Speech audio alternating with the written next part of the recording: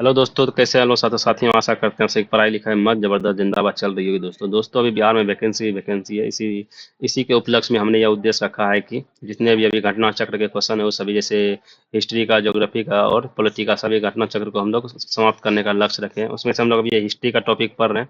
इससे पहले हिस्ट्री में बहुत सारा टॉपिक हो चुका था। अभी जब मुगल कालीन प्रशासन को देख रहे हैं, ठीक है। इससे पहले मुगल का दो क्लास हो चुका है, मुगल का तीसरा क्लास है। आज मुगल का जितना भी क्वेश्चन, जितना भी प्रशासन, इसका वास्तुकला और जितना भी विविध है, वो सभी को आज समाप्त कर देंगे। ठीक है, आपसे ये आशा करते हैं इसका थ्योरी आप लोग पढ़ पाएंगे, यहाँ पर क्वेश्चन उसका डिस्कशन होगा। ठीक है, चलिए हम लोग स्टार्ट करते हैं। ये सबसे पहला क्वेश्चन है दोस्त, मुगल प्रशासन के दौरान जिले को किस नाम से जाना जाता था? जाना जाता था। तो देखिए, मुगल प्रशासन के दौरान जिले को जो सरकार के नाम से जाना जाता था। किसके? सरकार के नाम से जाना जाता था। ठीक है ना।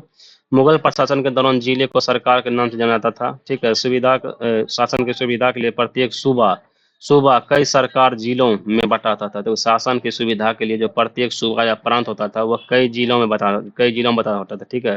फिर उसके बाद क्या करते हैं, पुनः उसके बाद उस जिले के उस सरकार को क्या करते थे भैया, परगना या महल में विभाजित करते थे। अभी भी आप देखिए, जैसे कि भारत के लिए भारत एक देश है, फिर बटा किसमें भैया? बिहार में। तो उस टाइम बिहार एक प्रांत हो जाता था उन लोगों का।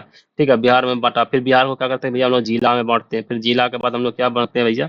जिला के बाद भैया उसके बाद क्या करते हैं, परमंडल में बांटते हैं। ठीक है, सॉरी, जिला के बाद हाँ परमंडल में बांटते बांटते हैं। ठीक है, उसके बाद क्या करते हैं, उसके बाद क्या करते हैं, गांव में बांटते हैं। गांव के बाद फिर हम क्या बांटते हैं भैया?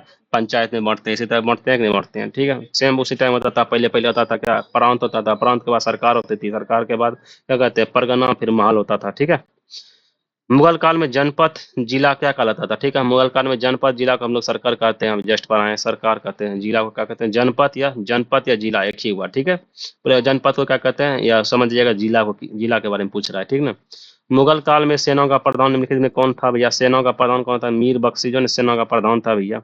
मुगल काल में मीर बख्शी सैन्य विभाग का प्रधान था। उच्च अधिकारियों सहित सभी श्रेणी के मनसबदारों की नियुक्ति के आदेश उसी के द्वारा दिए जाते थे। ठीक है, घोड़े को दागने और सिपाही का मुआयना करने का भी काम इन्हीं का होता था। ठीक है।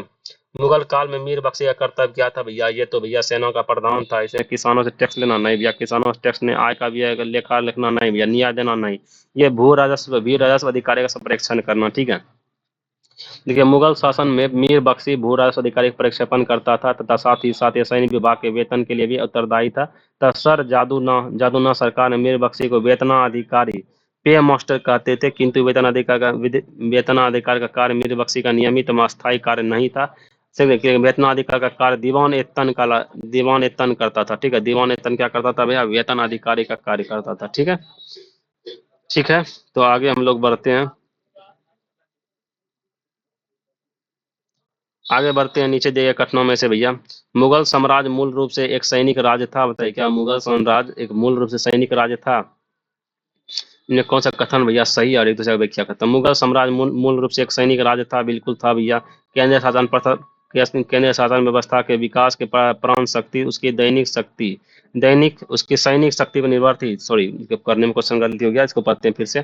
केंद्रीय शासन व्यवस्था के विकास के प्राण शक्ति उसकी सैनिक शक्ति पर निर्भर थी। क्या केंद्रीय शासन व्यवस्था के विकास शक्ति, प्राण शक्ति उसके सैनिक शक्ति पर निर्भर थी? बिल्कुल। अगर मुगल साम्राज्य एक सैनिक राज्य था तो भैया उसका केंद्रीय शासन व्यवस्था था, उसकी विकास की प्राण शक्ति भैया सेना की शक्ति में निर्भर करता था। बिल्कुल करता था। ये एक दूसरे का जो दोनों सही है, एक दूसरे का व्याख्या भी करता है। ठीक है।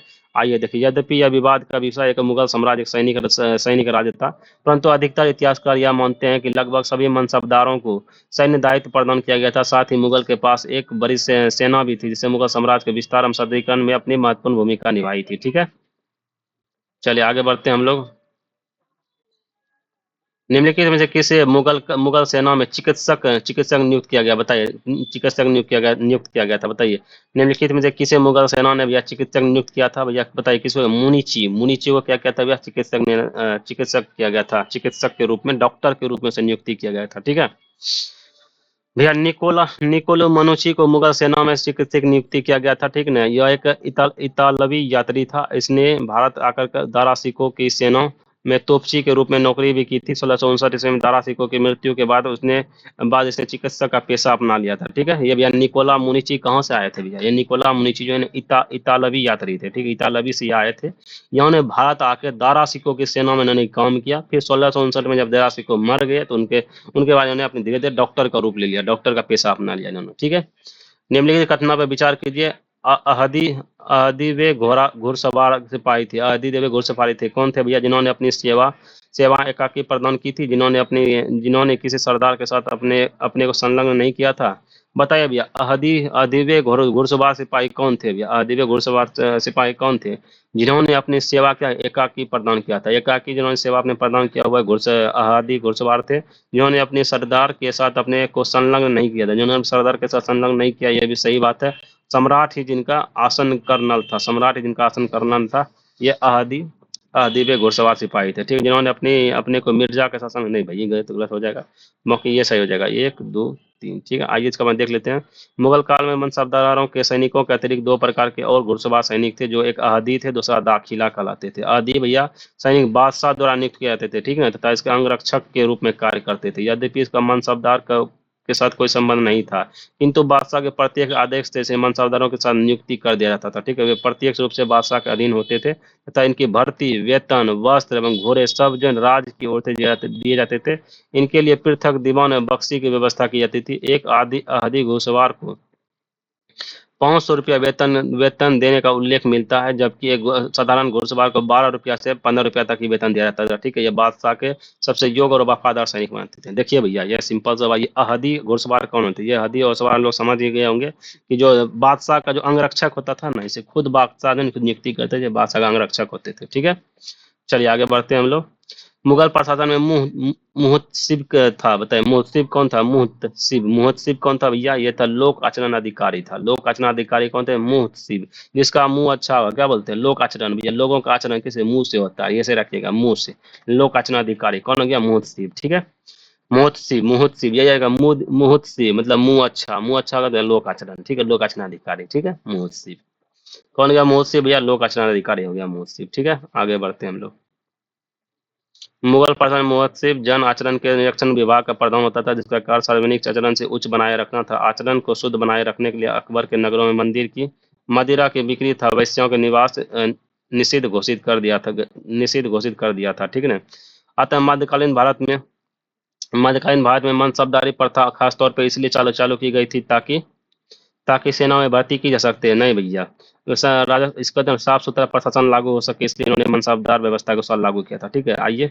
मनसबदारी व्यवस्था एक विशेष प्रशासनिक व्यवस्था थी, जिसका प्रचलन मुगल शासक अकबर द्वारा किया गया था। ठीक है, बोलेगा मनसबदारी व्यवस्था किसने शुरू किया था? मुगल शासक अकबर ने किया था। ठीक है, संभवतः दशमलव प्रणाली पर आधारित मंगलों की सैन्य पर व्यवस्था थी। साथ ही कुछ छाप दिल्ली सल्तनत में सैन्य संगठनों में दिखाई पड़ती थी। मुगल के सैन्य व्यवस्था का आधार रही थी। ठीक है, दिए गए विकल्प के अनुसार मसौदे व्यवस्था को लागू करने का मुख्य उद्देश्य क्या था? साफ सुथरा प्रशासन को लागू करना था। ठीक है, चलिए आगे बढ़ते हैं हम लोग।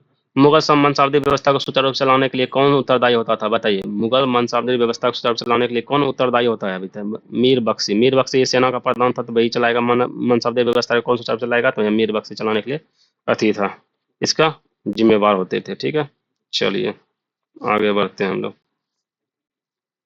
निम्नलिखित बातों में से कौन एक मुगल मनसाबदारी व्यवस्था के विषय में सत्य है? बताइए कौन? इसमें 33 वर्ग थे, इसमें 33 वर्ग थे। बताइए, क्या इसमें 33 वर्ग थे? कौन सत्य नहीं है? हाँ, इसमें 33 वर्ग थे, बिल्कुल सही है ये। इन्होंने मशरूत अथवा शर्त पद प्राप्त होता था इसमें। हाँ, मशरूत एवं शर्त पद प्राप्त होता था इसमें। इनका सवार जात पद से अधिक होता था। नहीं भैया, गलत है, सवार जात पद से अधिक नहीं होता था। समस्त कार्यकारी में सैन्य अधिकारी को मनसब प्रदान किया था। जितने भी कार्यकारी एवं सैन्य अधिकारी होते थे, उनको मनसब भैया प्रदान किया जाता था। ठीक है, चलिए आगे बढ़ते हैं, इसका देख लेते हैं थोड़ा डिस्कशन में क्या कहता है। देखिए, मनसबदार व्यवस्था के अंतर्गत 33 वर्ग थे। इसमें मरुस्त अथवा सतर्क के दो पद प्राप्त होते थे। अकबर ने 40वें वर्ष में जात एवं सवार जैसे दोहरी व्यवस्था लागू की थी। जिस मनसबदार से अपना जात व्यक्तिगत दर्जे के अनुरूप में सवार रखने की अपेक्षा की जाती थी, उसे उसके दर्जे के पहले कोटि में जिससे जात का आदेश सवार रखना अपेक्षित था, उसे दूसरे कोटि में जिससे जात के आदेश से कम सवार रखने को अपेक्षित था, वह तीसरे कोटि में रखा जाता था। ठीक है, चलिए आगे बढ़ते हैं हम लोग। मुगल मनसबदार व्यवस्था के बारे में निम्नलिखित कथनों में विचार कीजिए और निम्नलिखित कथनों सही उत्तर सुनिए। जात एवं सवार पद प्रदान किए जाते थे भैया, अभी जस्ट बताया गया, जात एवं प्रदान पद सवार किए जाते थे, बिल्कुल ठीक है। उसका मनसबदार आनुवंशिक अधिकारी था? नहीं, आनुवंशिक नहीं था भैया। मनसबदार के 3 वर्ग थे, 3 वर्ग से 33 वर्ग में थे। इसका 33 वर्ग थे इसका। क्या ये 33 वर्ग थे। क्या कहते हैं, मनसबदार व्यवस्था का कितना था, 33 वर्ग थे। ये भी गलत हो जाएगा। दीवान कार्यालय इसके द्वारा इसको वेतन दिया जाता था, दीवान कार्यालय द्वारा नहीं, दीवान कार्यालय द्वारा नहीं दिया जाता था इसका वेतन। तो ठीक है, इसका कौन कौन सा हो जाएगा, केवल एक सही हो जाएगा अकॉर्डिंग टू।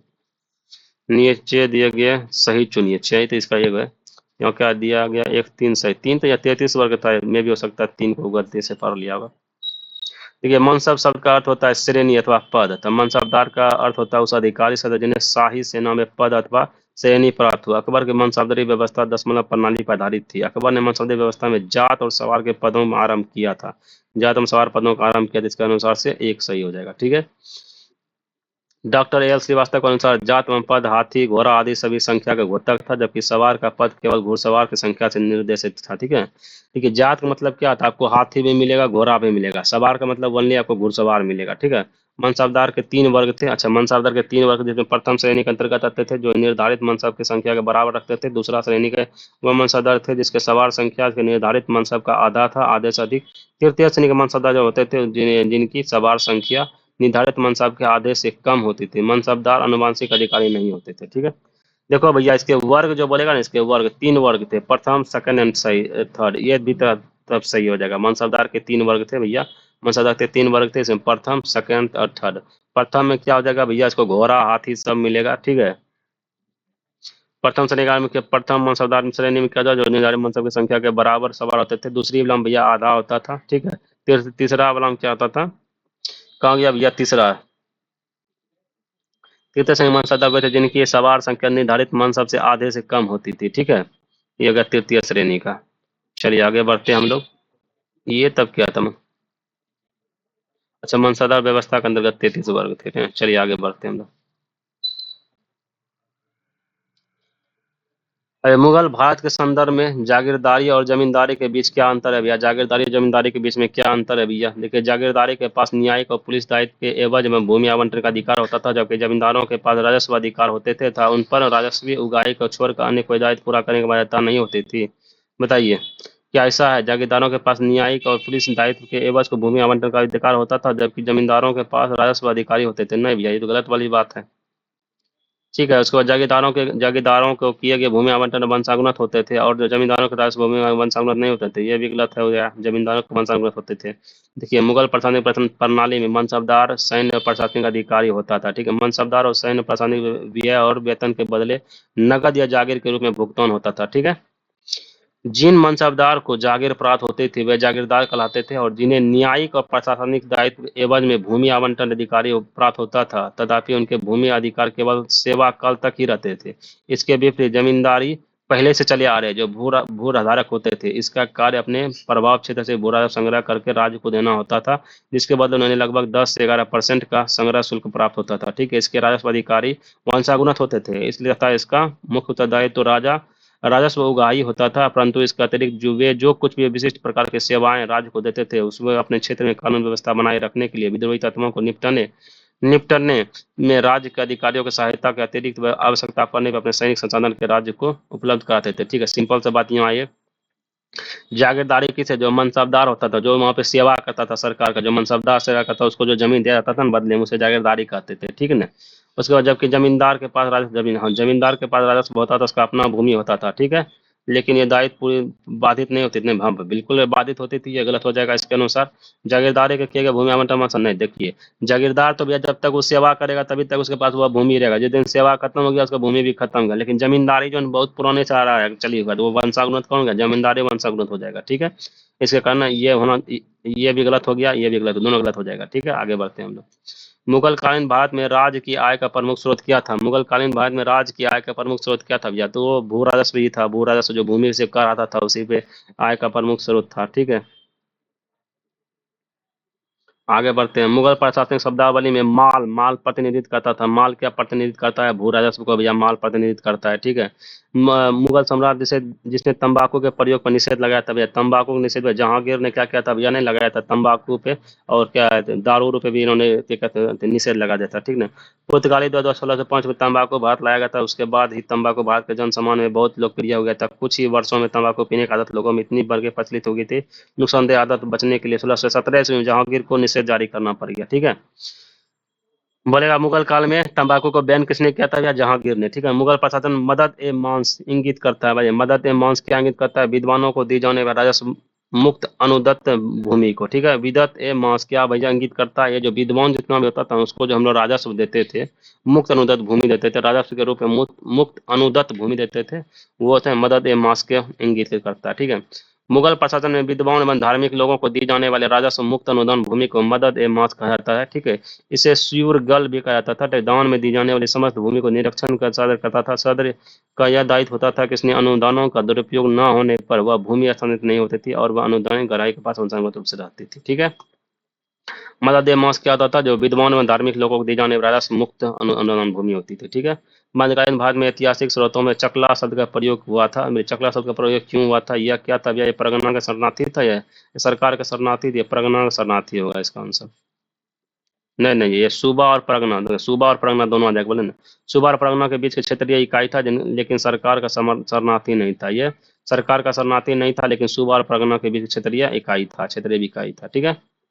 क्या था भैया? क्षेत्रीय इकाई था। कौन क्षेत्रीय इकाई था दोस्तों? तो दोस्तों ये क्षेत्रीय इकाई था।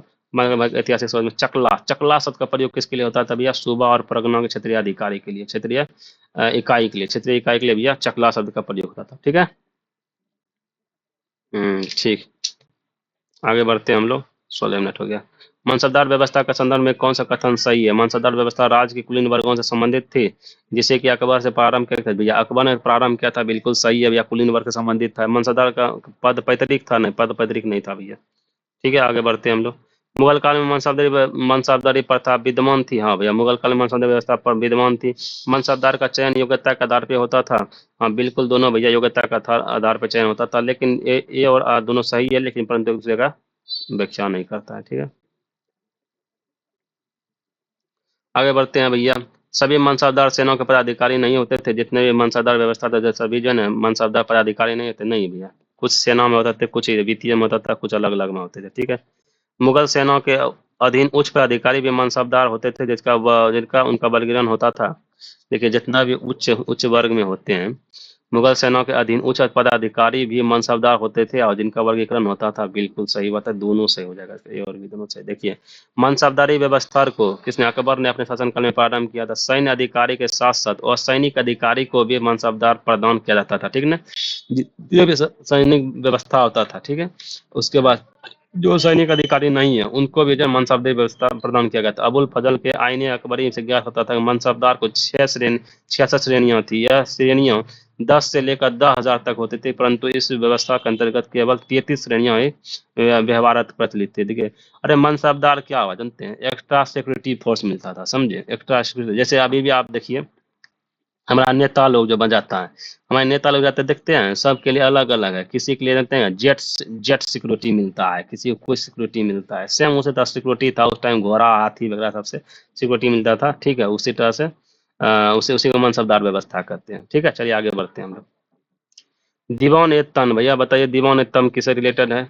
मुशरीफ वाकानिया। देखिए दीवान ए तन, आपका दीवान ए तन आपको जो है ना हो जाएगा कितना? जागीर ए वेतन को देखने वाला। दीवान ए तन कौन आता था? जागीर में वेतन को देखने वाला दीवान ए तन। एक मुस्तारफी, मुस्तारफी कौन होता था भैया? मुस्तारफी आपको हो जाएगा राज की आय व्यय का निरीक्षण करने। मुस्तारफी कौन हो जाएगा? राज की आय में व्यय को निरीक्षण करने वाला। ठीक है। मुस्तारफी कौन गया? राज की आय एवं व्यय को नियत करने वाला। मुशरिफ, मुशरिफ कौन हो गया भैया? मुशरिफ आपको हो गया कार्यालय को संभालने के लिए, कार्यालय को संभालने के लिए क्या मुशरिफ हो गया। वकियान बीस कौन हो गया भैया? प्रमुख घटनाओं फरमानों को सूचीबद्ध करने वाला। ठीक है। बोलेगा दीवान ए तन कौन होता था? दीवान ए तन कौन हो गया भैया? दीवान ए तन जागीर एवं वेतन को देखने वाला दीवान ए तन हो गया। ठीक है। मुस्तारफी कौन हो गया भैया? मुस्तारफी हो गया राज की आय का निरीक्षण करने का, राज की आय का निरीक्षण करने का मुस्तारफी हो गया। मुशरिफ कौन हो गया भैया? कार्यालय को संभालने वाला मुशरिफ हो गया। उसके बाद कहना हम भैया मुशरिफ हैं, अभी कार्यालय में बिजी है। वकिया विनीश का हो गया भैया प्रमुख घटना को फरगाना करने वाला। ठीक है। चलिए आगे बढ़ते हैं हम लोग।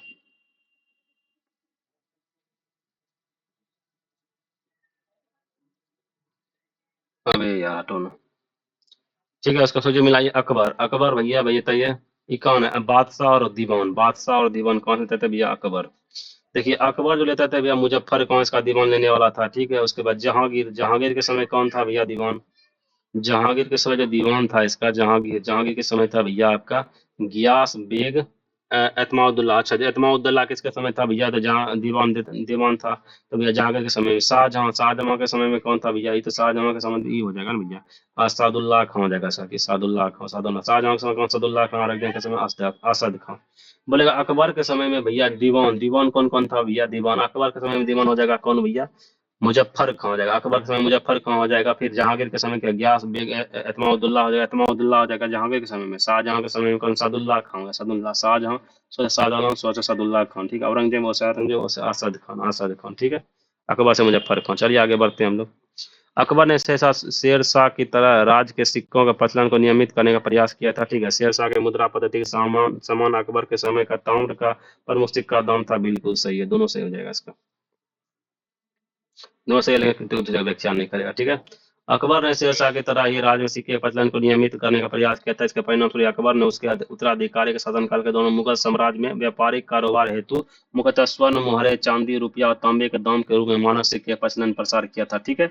आगे बढ़ते हैं। निम्नलिखित राजाओं में से किसने राम सीता के आकृति और राम सिया देवनागरी लेख से युक्त कुछ सिक्के जारी किए थे? बताइए किसने किया था, बताइए। अकबर ने क्या किया भैया? राम सीता नाम का आकृति और राम सिया देवनागरी लेख से युक्त कुछ सिक्के चलाए थे। ठीक है ना। तो मुगल प्रशासन में तांबे का सिक्का कहलाता है भैया। तांबे का सिक्का क्या कहलाता है? दाम कहलाता है। तांबे का सिक्का क्या कहलाता है? दाम कहलाता था। टकसालों में सारे चांदी के सिक्के के लगाते थे। चांदी का सिक्का जो रुपया कहलाता है, चांदी के सिक्का को रुपया कहलाते थे। उसके बाद तांबे के सिक्का को दाम कहते थे। ठीक है।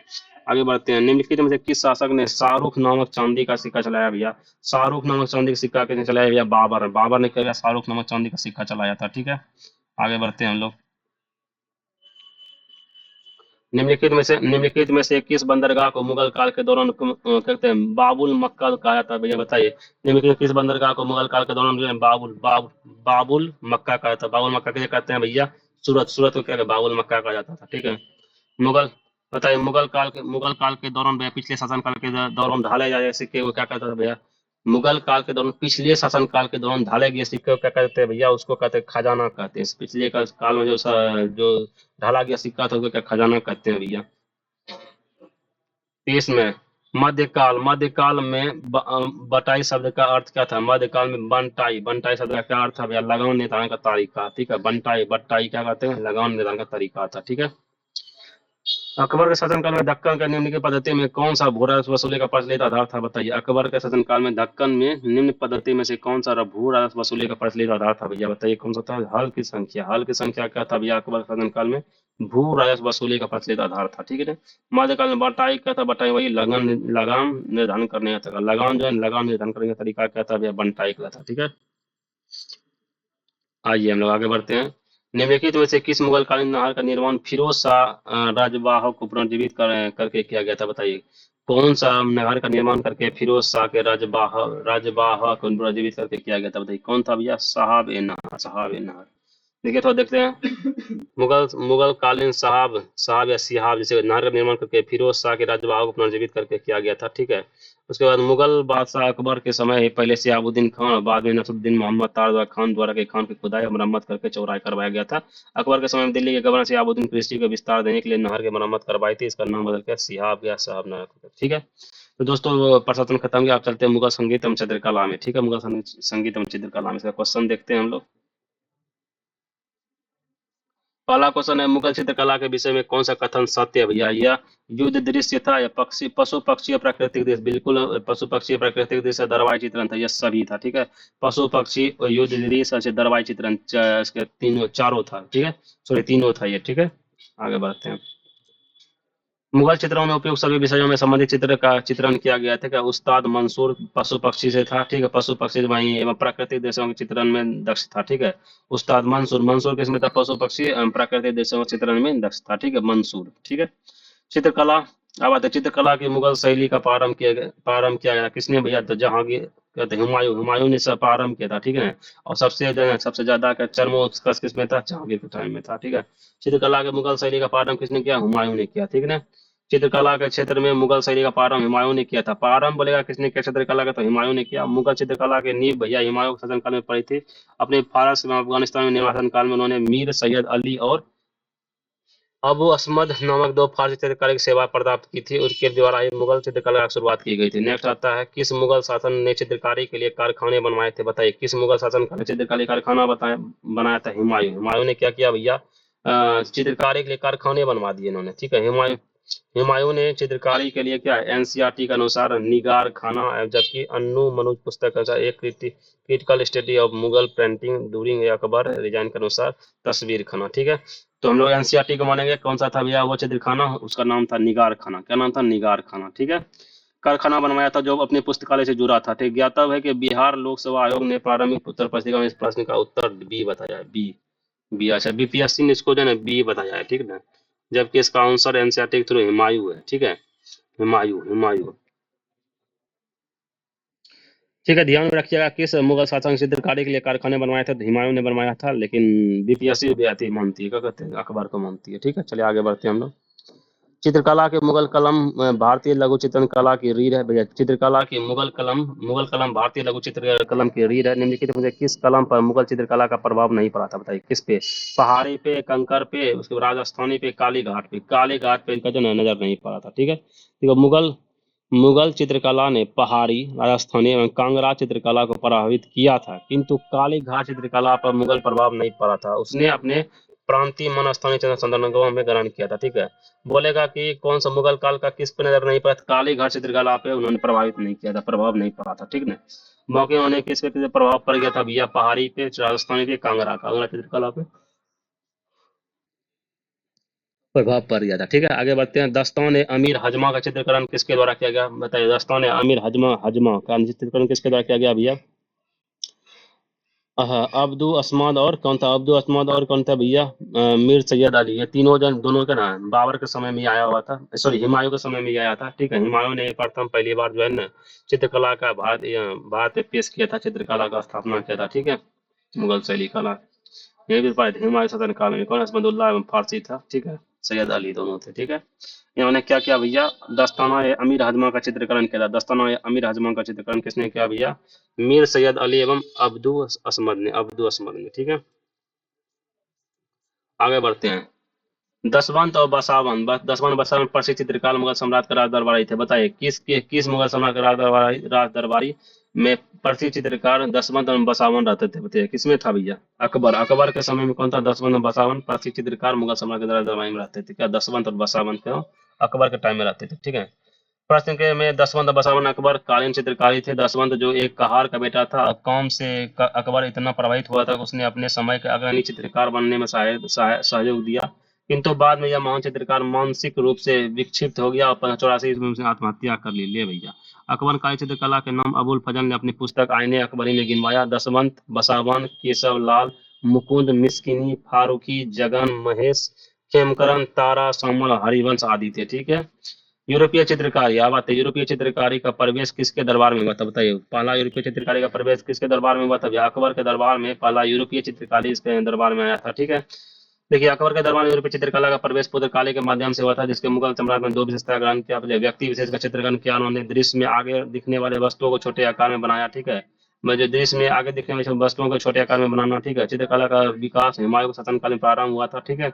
अकबर के शासनकाल में यूरोपीय चित्रकला का प्रभाव मुगल चित्रकला का शैली पे पड़ा था, ठीक है। अकबर के दरबार में मिस्किन मिस्किन क्या नाम था उसका? मिस्किन मिस्किन मिस्किन मिस्किन एक यूरोपीय शैली का चित्रकार था। अकबर के समय दसवंत अग्रणी चित्रकार था, ठीक है। दसवंत अग्रणी चित्रकार था, ठीक है। आगे बढ़ते हैं। यूरोपीय चित्रकारी का क्या नाम था? मिस्किन मिस्किन नाम था, ठीक है।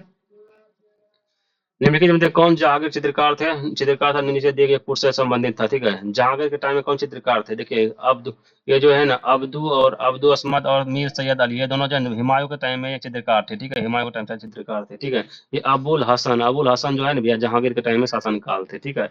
अबुल हसन कहाँ के भैया थे? ये दो दो तीन अक्का राजा, तीनों जो अक्का रिजा अबुल हसन, अक्का रिजा अबुल हसन दोनों जो है ना भैया जहांगीर के समय के चित्रकारी थे, ठीक है। अबुल हसन, उस्ताद मंसूर, अंतर मंसूर, फारूक बेग, उसके बाद क्या कहते हैं बिशन दास, उसके बाद अका राजा, मोहम्मद नादिर, मोहम्मद मुराद, मनोहर, माधव, गोवर्धन जहांगीर के समय का मुख्य चित्रकारी थे। मीर सैयद अली और अब्दुल असमद जो है ना हुमायूं के समय के मुगल चित्रकारी थे, ठीक है। अबुल हसन क्या था भैया? ये आदमी का चित्र बनाता था। वही मंसूर क्या था? पशु पक्षी का चित्र बनाता था, ठीक है, प्राकृतिक का। निम्नलिखित में कौन जहांगीर के समय के चित्रकारी नहीं थे भैया? मंसूर तो हो ही जाएगा, ठीक है। उसके बाद अबुल हसन भी हो ही जाएगा, ठीक है। उसके बाद ये नहीं होगा, ख्वाजा अब्दुल असमद हुमायूं के समय का हो जाएगा, ठीक है। मुगल चित्रकला में किसके शासनकाल में उन्नति की गई थी? जहांगीर के शासनकाल में उन्नति की गई थी, ठीक है। मुगल चित्रकला में जहांगीर के काल में अपने शिखर पे पहुंच गए थे। जहांगीर चित्रकला के कुशल पारखी था। मुगल सैनिकों में मनुष्यों का चित्र बनाते समय एक ही चित्र में विभिन्न चित्रकारों द्वारा मुख्य शरीर था पैर को चित्रित करके रिवाज था, ठीक है। जहांगीर का दावा था कि वह किसी भी चित्र में विभिन्न चित्रकारों का अलग अलग योगदान को पहचान सकता था। शिकार, युद्ध, राजा दरबार के दृश्यों को चित्रित करने के अलावा जहांगीर के काल में मनुष्यों तमाम जानवरों के चित्रों को बनाने की कला में विशेष प्रगति हुई थी, ठीक है। तो सिंपल सा बात है भैया, जहांगीर के टाइम में जो चित्रकला चरमोत्कर्ष पे था, कितना चरमोत्कर्ष पे था, ठीक है। चलिए आगे बढ़ते हैं भैया, आगे बढ़ते जाते हैं। जहांगीर ने मुख्यतः निम्नलिखित में किस कला को संरक्षण दिया था? बताइए, जहांगीर ने मुख्यतः निम्नलिखित में किस कला को संरक्षण दिया था? किसको? चित्रकला को संरक्षण दिया था, ठीक है। इनमें से किस मुगल सम्राट ने सावित्री पांडुलिपि में से ध्यान हटाकर चित्रधार और व्यक्तिगत रूप चरित्रों पर अधिक जोर दिया था? बताइए, किस पे दिया था? इनमें से किस मुगल सम्राट ने स्वचित्र पांडुलिपि से ध्यान हटाकर चित्राधार और व्यक्तिगत ऊपर चित्रकार पर अधिक जोर दिया था? बताइए, जहांगीर ने दिया था। किसने? जहांगीर ने भैया। किस मुगल सम्राट ने संचित्र पांडुलिपि से ध्यान हटाकर क्या चित्राधार एल्बम व्यक्तिगत रूपा चित्र पर अधिक जोर दिया था? जहांगीर ने दिया था, ठीक है। आगे चलते हैं। पहाड़ी school, Rajput school, Mughal school, Kangra school निम्नलिखित में से किस कला के विभिन्न शैली को दर्शित करता है? बताइए, दर्शित करते हैं कौन करते हैं भैया? चित्रकला। चित्रकला क्या दर्शित करते हैं, क्या करते हैं भैया? पहाड़ी स्कूल को, राजपूत स्कूल को, उसके बाद मुगल स्कूल को, कांगड़ा स्कूल निम्नलिखित में से किस कला के विभिन्न शैलियों को दर्शित करता है भैया? तो यह चित्रकला को पहाड़ी स्कूल, ठीक है। चलिए आगे बढ़े हम लोग, बढ़ते हैं। पहाड़ी school, Rajput school, Mughal school, Kangra school और मध्यकालीन चित्रकला के विभिन्न शैलियां हैं, ठीक है। ये सब शैली हो गया, ठीक है। विभिन्न चित्रकला शैली कौन कौन गया? पहाड़ी school, Rajput school, Mughal school एवं कांगड़ा स्कूल, ये सब क्या हो गया? मध्यकालीन चित्रकला का शैली हो गया, ठीक है।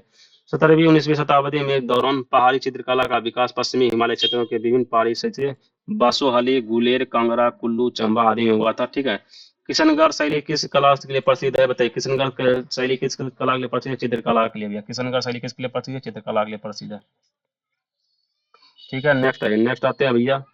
निम्नलिखित में से कौन एक संगीत बाज बजाने में औरंगजेब की दक्षता थी? बताइए, कौन सा? देखो, औरंगजेब कौन सा संगीत बजाता था भैया? बताइए, कौन सा? वीणा संगीत। वीणा कौन बजाता? अंग्रेज। अंग्रेज क्या? Aurangzeb, sorry sorry, Aurangzeb. औरंगजेब क्या बजाता था भैया? वीणा। औरंगजेब कौन सा आवाज बजाता था भैया? वीणा बजाता था, ठीक ना। प्रातः काल में गाया जाने वाला राग है, बताइए, प्रातः काल में गाया जाने वाला राग कौन सा है? तोरी। तोरी क्या हुआ भैया? प्रातः काल में गाया जाने वाला राग है, ठीक है। तोरी राग प्रातः काल गाया जाने वाला एक राग है। राज दरबारों में, भाटों में, चारों तरफ गाया जाता था, ठीक है। तानसेन, अब आते हैं। तानसेन, बैजू बावरा और गोपाल नायक जैसे संगीतक ने स्वामी हरिदास से प्रशिक्षण प्राप्त की थी। स्वामी हरिदास के अनुयायियों ने कितने संगीत अर्चन केंद्र स्थापित किए थे? बताइए, कितने संगीत अर्चन केंद्र स्थापित किए थे इन्होंने किए थे या 5 गो संगीत अर्चन केंद्र स्थापित किए थे। देखिए आगे इसके बाद हम देख लेते हैं। हरिदास संप्रदाय संगीत अर्चन केंद्र में 5 थी, ठीक है। स्वामी हरिदास ने ब्रज भाषा में अनेक ध्रुपद की रचना की थी और उन्हें गेय रूप में दिया था। वे गायन और वादन दोनों का कलाम प्रवीण थे। उनके अनेक शिष्य थे, जैसे कि तानसेन, बैजू बाजरा, गोपाल नायक, मदन लाल आदि उनके उल्लेखनीय है, ठीक है। मियां तानसेन के संदर्भ में निम्नलिखित में कौन सा कथन सही है? सम्राट अकबर द्वारा उन्हें दी गई उपाधि तानसेन थी। तानसेन ने हिंदू देवी देवताओं से संबंधित ध्रुपद की रचना की थी। तानसेन ने अपने संरक्षण से संबंधित गायनों की रचना की थी, बिल्कुल। आइए आइए। तानसेन के अनेक रागों के मौलिक रचना की गई। देखिए, तानसेन, सिंपल सा बात है, तानसेन से रिलेटेड एक ही को सही है, और वह है सही नहीं है। वह सम्राट अकबर द्वारा उन्हें दी गई उपाधि तानसेन थी, नहीं भैया। सम्राट द्वारा दी गई उपाधि तानसेन नहीं थी, ठीक है। बाकी ये देखिए, तानसेन ने हिंदू देवी देवताओं से संबंधित ध्रुपद की रचना की थी। तानसेन ने अपने संरक्षण से संबंधित गानों की रचना की थी भैया, ये दोनों सही हो जाएगा। फिर ये तीसरा, तानसेन ने अनेक रागों के मौलिक रचना की थी, ये भी सही हो जाएगा। देखिए, तानसेन का मूल नाम था राम तनु पांडे था। तानसेन का मूल नाम क्या था भैया? राम तनु पांडे था। तानसेन की उपाधि ग्वालियर रीवा के राजा ने दी थी। मुगल ग्वालियर, तानसेन की उपाधि उसको किसने दिया? ग्वालियर रीवा के राजा ने दी थी, ठीक है। मुगल बादशाह अकबर ने उन्हें मियाँ की उपाधि दिया था। क्या? मियाँ की उपाधि दिया था, ठीक है ना, इसलिए तुरंत।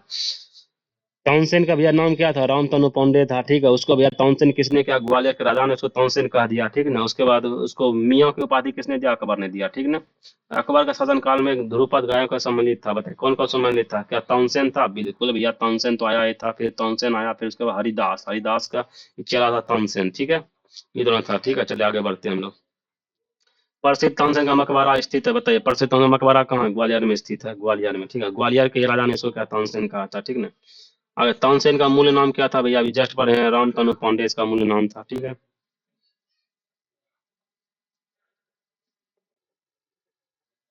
निम्नलिखित राजाओं में से किसने अकबर के पूर्ण तानसेन का संरक्षण दिया था भैया? निम्नलिखित राजाओं में किसने अकबर को पूर्ण तानसेन का संरक्षण दिया था भैया? किसने दिया था भैया? भाटा का राजा रामचंद्र सिंह ने, भाटा का राजा रामचंद्र सिंह ने भैया राजाओं में से किसने अकबर के पूर्ण तानसेन को भी संरक्षण दिया था भैया? भाटा का राजा रामचंद्र सिंह ने भी दिया था, ठीक है। निम्नलिखित में से कौन हिंदुस्तानी संगीत के क्षेत्र में महान विभूति नहीं है? महान विभूति कौन है? तानसेन जी तो थे ही भैया, क्या कहते हैं, मान सिंह तोमर तो थे ही भैया, तानसेन जी भी थे, सादा रंग आधा रंग भी थे, लेकिन माल गुजारी जो है ना, हिंदुस्तान संगीत क्षेत्र में महान विभूति नहीं थे, ठीक है। राजा राजा मान सिंह तोमर तानसेन सदारंग आदरंगा हिंदुस्तानी संगीत के क्षेत्र में महान विभूति थे, जबकि माल गुजारी संगीत के रागों में एक राग है जिसका सृजन राजा मान सिंह तोमर ने किया था, ठीक है, जिसका सृजन राजा मान सिंह तोमर ने किया था, ठीक है। निम्नलिखित में से किस मुगल शासक ने लाल कलावंत से हिंदू संगीत की दीक्षा शिक्षा ली थी? बताइए लाल कलावंत से हिंदू की संगीत की शिक्षा किसने ली थी भैया? अकबर ने। अकबर ने क्या किया था भैया?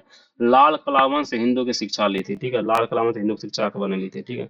संगीत की टप्पा शैली निम्नलिखित में से किस मुगल सम्राट के दरबार में परिष्कृत एवं विकसित हुई थी भैया? संगीत की टप्पा शैली किस मुगल सम्राट के दरबार में परिष्कृत एवं विकसित हुई थी भैया? वो था मोहम्मद शाह के दरबार में भैया, संगीत में मोहम्मद शाह के दरबार में टप्पा टप्पा टप्पा से लिखा हुआ था, परिष्कृत में विकसित हुई थी, ठीक है। चलिए आगे बढ़ते हैं हम लोग। आता मुगल साहित्य आता, चलिए मुगल साहित्य का भी क्वेश्चन देखते हैं।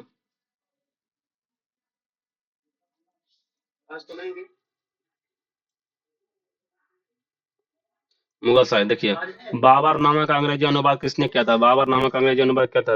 अनुवाद अंग्रेजी में अनुवाद किसने किया? लॉर्डन रस्किन ने किया था। बाबर नामा का अंग्रेजी का अनुवाद लॉर्डन रस्किन ने किया था। तुझे को बाबरी को बाबर के ने अपनी मातृभाषा तुर्की में लिखा था। तुझे के बाबरी को ही बाबर ने क्या था? खुद से अपनी मातृभाषा तुर्की में लिखा था। इसका फारसी अनुवाद बाबर नामा है, ठीक है। ये पयाद खान अब्दुल रहीम खान खान ने फारसी में इसका अनुवाद किया था, जबकि बाबर नामा का अंग्रेजी में अनुवाद किसने किया? अंग्रेजी में बाबर नामा का लेडन एंड विलियम रस्किन ने किया, लेडन विलियम रस्किन ने किया था। बताइए बाबरनामा किसने लिखा था? खुद बाबर ने लिखा था, ठीक है। आगे बढ़ते, गुलबदन बेगम पुत्री थे, बताइए गुलबदन बेगम किसके पुत्री थे भैया? ये बाबर की पुत्री थी गुलबदन बेगम, ठीक ना। गुलबदन बेगम पुत्री थी, बाबर की पुत्री थी, उसका जन्म 1533 ईस्वी में हुआ था। चलिए आगे बढ़ते हैं। गुलबदन बेगम ने एगो लिखा था भैया, कौन सा लिखा था इन्होंने पुस्तक? हुमायूं नामा, यानी हुमायूं नामा। गुलबदन बेगम ने क्या लिखा था भैया? हुमायूं नामा लिखा था। गुलबदन बेगम ने हुमायूं नामा लिखा था, ठीक ना। और उसके बाद आता है मुगल काल में निम्नलिखित में से किस महिला ने ऐतिहासिक विवरण लिखे थे भैया? ऐतिहासिक विवरण गुलबदन बेगम बेगम ने लिखा था भैया, कौन सा लिखा? हुमायूंनामा लिखा था, ठीक है। हुमायूंनामा की रचना किसने की थी भैया? गुलबदन बेगम ने की थी, ठीक है। हुमायूंनामा की रचना किसने की थी? गुलबदन बेगम ने किया था। कौन गया? गुलबदन बेगम नहीं है इसमें, तो गुलबदन बेगम। दिल्ली की वह शिक्षा केंद्र जो मदरसा ए बेगम का कहता था, किसके द्वारा स्थापित किया गया था? गुलबदन बेगम थी, महाम अनगा द्वारा जो है ना मदरसा ए बेगम कहता था, उसकी स्थापना की थी महान ए बेगम के द्वारा। महान ए बेगम के द्वारा भैया, महान ए बेगम एक शिक्षा केंद्र को स्थापित किया गया था। दिल्ली में एक शिक्षा केंद्र स्थापित किया था जिसका नाम था मदरसा ए बेगम। उसकी भैया स्थापना किसने किया था? महामा अनगा ने किया था, ठीक है। फिर दिल्ली में पुराना किला के सामने खैरुल मंजिला नामक मस्जिद का निर्माण किसने करवाया भैया? वो क्या था? महम अनगा ने करवाया। देखिए दिल्ली महान अनगा ने दिल्ली में पुराने किले के सामने खैरुल मंजिल अथवा खैरुल उल मंजिल नामक मदरसे का स्थापना करवाई थी, जिसे मदरसा बेगम भी कहा जाता, ठीक है। मस्जिद का दिया है उसका नाम दे। चलिए आगे बढ़ते हैं हम लोग। बताइए निम्नलिखित में से किसने हितोपदेशी का फारसी में अनुवाद किया था? फारसी में हितोपदेशी का अनुवाद किसने किया? तुजुल माली ने किया था भैया, तिजुल माली ने किया था, ठीक है ना। संस्कृत अग्रहण हितोपदेशी फारसी अनुवाद किसने? ताज उल दीन मुफ्ती अल मिलिकी द्वारा मुजरिफ उल कुबाल, ऐसा ऐसा नाम है, क्या है बोले भैया, पढ़ते भी हम भूल जाएंगे, ठीक है। ताउती उल दिन मुफ्ती अब मिस्की कोई त्रुटि बस करके कुछ पुस्तकों में तुजुल मालिया, अपना सबका ही नाम है, चिंटू मिंटू पिंटू किंटू, ऐसे रहता ठीक रहता सला, ऐसा नाम है देखिए भैया। मुफ्ती अल मलकी, मुजरिफ अल कुबाल, ताज उल अल इंदीन। चलिए ठीक आगे बढ़ते हैं हम लोग। फिलहाल इसका आंसर कौन सा हो जाएगा? तुजुक मालिक हो जाएगा। क्या हितोपदेशी का फारसी में अनुवाद किसने किया? तुजुक मालिक ने किया, ठीक है। इसको 9 नंबर में आते हैं हसम निजामी, इसको मिलाइए भैया। हसम निजामी, हसन मिर्जा तुजुल मासिर से हसन मिर्जा कौन है? तुजुल मासिर कहाँ गया? हसन मिर्जा तुजुल मासिर हो जाएगा भैया, ठीक है। उसके बाद ख्वादिन मीर का हुमायूं नामा इन्होंने लिखा था, ठीक है। इसका अनुवादक क्या था? मोहम्मद काजिम भैया, मोहम्मद काजिम ने क्या कर दिया भैया? मोहम्मद काजिम का हो जाएगा आलमगीर नामा, आलमगीर नामा। मतलब भीम से रिलेटेड कौन सा? नुस्खा है दिल खुश, नुस्खा है दिल खुश, यहाँ आ जाएगा। हसन निजामी, हसन निजामी ने कौन सा पुस्तक लिख दिया भैया? तुजुल मासिर लिख दिया। ख्वामिदीन का हुमायूं नामा लिखा, ठीक है। उसके बाद मोहम्मद काजी ने भैया आलमगीर नामा लिख दिया। भीमसेन ने भैया नुस्खा ए दिल खुशा लिख दिया, ठीक है। आगे बढ़ते हैं। ख्वामुद्दीन ने कानून ने हुमायूं नामक पुस्तक भी लिखी थी, जिसे हुमायूं नामा के नाम से भी आता था, ठीक है। ख्वादमीर ने हुमायूं नामा लिखा था, ठीक है। आगे बढ़ते हैं। मुल्ला दाऊद अमीर खुसरो ने कौन सा भैया लिखा? पद्मावती कथा इसने लिखा था, ठीक है। नहीं नहीं, दामोदर कवि ने लिखा था पद्मावती कथा के। एक मिनट रुकिएगा, दामोदर कवि ने लिखा था। दो का तीन हो जाएगा। आइए देखते हैं दो का तीन कौन सा इसमें आंसर है। देखिए, बी नंबर है ना, दो का तीन। देख लेते हैं। मुल्ला दाऊद दाऊद ने चंद्रयान कहानी लिख दिया, ठीक है। दामोदर कवि ने क्या? पद्मावती का कथा लिखा था। सोमनाथ जी ने क्या? राग विबोध लिखा था, ठीक है। अमीर खुसरो ने क्या? आसिन का लिखा था, ठीक है। आगे बढ़ते हैं। आलमगीर नामा भैया बताइए, आलमगीर नामा किसने लिखा था? चंद्रभान ब्राह्मण ने, चंद्रभान ब्राह्मण ने भी आलमगीर नामा लिख दिया, ठीक है। नहीं अच्छा, मिर्जा मोहम्मद काजी ने लिखा था कि?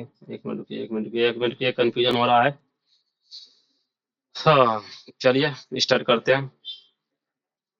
मतलब आलमगीर नामा किसने लिखा भैया? मिर्जा मोहम्मद काजिम ने लिखा भैया आलमगीर नामा, ठीक है।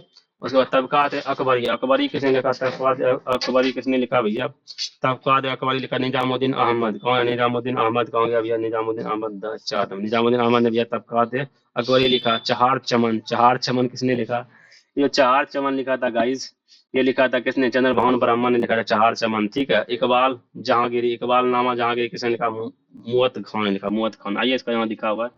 आलमगीर नामा किसने लिखा भैया? मिर्जा मोहम्मद काजिम ने। आलमगीर नामा किसने लिखा? मिर्जा मोहम्मद काजिम ने। तबकात अखबारी किसने? निजामुद्दीन अहमद ने लिखा। चहार चमन किसने लिखा? चंद्रभान ब्राह्मण ने लिखा। इकबाल नामा जहांगीर किसने? मुअद्दत खान ने लिखा, ठीक है। तबकात अकबरी किसने लिखा? अभी जस्ट लोग पढ़े। तबकात अकबरी निजामुद्दीन अहमद ने लिखा। किसने? निजामुद्दीन अहमद ने तबकात अकबरी किसने लिखा? निजामुद्दीन अहमद। आलमगीर नामा किसने लिखा? मोहम्मद काजिम ने, मिर्जा मोहम्मद काजिम ने, ठीक है। चहार चमन किसने लिखा भैया? चंद्रभान ब्राह्मण ने लिखा, ठीक है। इकबाल जहांगीरी किसने लिखा? मुअद्दत खान ने लिखा, ठीक है। चलिए आगे बढ़ते हैं हम लोग। आइए भैया, तबकात अकबरी किसने लिखा? अभी जस्ट हम लोग पढ़े। तबकात अकबरी किसने? मोहम्मद कहाँ गया भैया? निजामुद्दीन अहमद ने लिखा, ठीक है। आगे बढ़ते हैं। बताइए, निम्न मुसलमान विद्वानों ने हिंदी साहित्य के लिए किसका किसका सबसे महत्वपूर्ण योगदान दिया था? बताइए, निम्न मुसलमान विद्वानों में से हिंदी साहित्य के लिए किसका सबसे महत्वपूर्ण योगदान दिया था? बताइए, हिंदी साहित्य के लिए क्या? अब्दुल रहीम खान ने क्या भैया? हिंदी साहित्य के लिए महत्वपूर्ण योगदान दिया था, ठीक है। मुसलमान विद्वानों ने हिंदी साहित्य के लिए किसको सबसे महत्वपूर्ण योगदान दिया? अब्दुल रहीम खान को दिया, ठीक है। भारतीय इतिहास के संदर्भ में अब्दुल हमीद लाहिरी कौन थे? बताइए, अब्दुल हमीद लाहिरी कौन थे भैया? बताओ। शाहजहां के शासन का राजकीय इतिहासकार था। शाहजहां के शासन का राजकीय इतिहासकार कौन था भैया? हमीद लाहौरी था। कौन था भैया? हमीद लाहौरी, ठीक है। आगे बढ़ते हैं। अब्दुल हामिद लाहौरी शाहजहां का शासनकाल के एक राजकीय इतिहासकार था। उसने अपनी पुस्तक पातशाह नामा में शाहजहां कालीन का इतिहास का वर्णन किया था। बोलेगा पातशाह नामा किसने लिखा भैया? हमीद लाहौरी ने लिखा। पातशाह नामा किसने लिखा भैया? हमीद लाहौरी ने लिखा, ठीक है। शाहजहां नामा किसने लिखा भैया? शाहजहां नामा बताइए, शाहजहां नामा किसने क्या लिखा भैया?